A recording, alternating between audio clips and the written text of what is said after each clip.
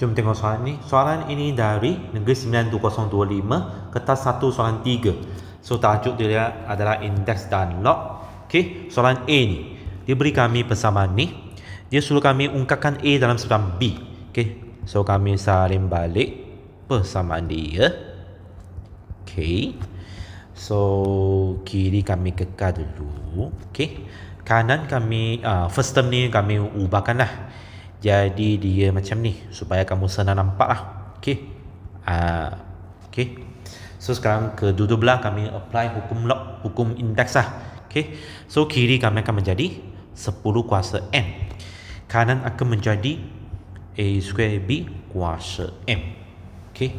So bermaksud 10 sama dengan A square B. Dia nak A dalam sebelah B. So bermaksud A square sama dengan 10 per B. So A sama dengan berapa di sini? A sama dengan punca kuasa 2 bagi 10 bahagi B. Okey. Di sini tak ada plus minus Kenapa tak ada plus minus? Okey.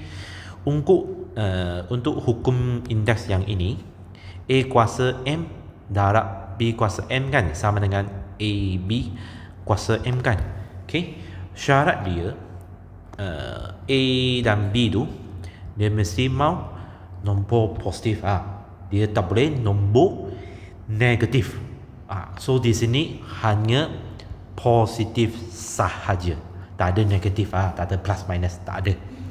B dia suruh kami selesaikan ni. So kami salin balik, tambah log 2x sama dengan negatif 1. So kemenangan itu term tu saya tulis tak cantik 2x sama dengan negatif 1. Okey. So ini log asas 16, ini log asas 2. So kami mau tukar salah satu lah. So saya tukar yang first term ni. Okey. So log 2x per log 2 16 tambah log 2x equal to negative 1. Okey. So untuk pengangka saya pun apply hukum log 2 tambah log 2x. Okey, yang bawah ini log 2 16 tu sebenarnya adalah 2 kuasa 4. 2 kuasa 4 okey lah, saya tak mahu secepat lah. Okey, saya 2 macam ni dulu. Okey. So bermaksud bahagian penyebut adalah 4. So bermaksud kami darab keseluruhan dengan 4. Okey. So term ini akan menjadi 1 tambah log 2x. Ini tambah 4 log 2x sama dengan negatif 4.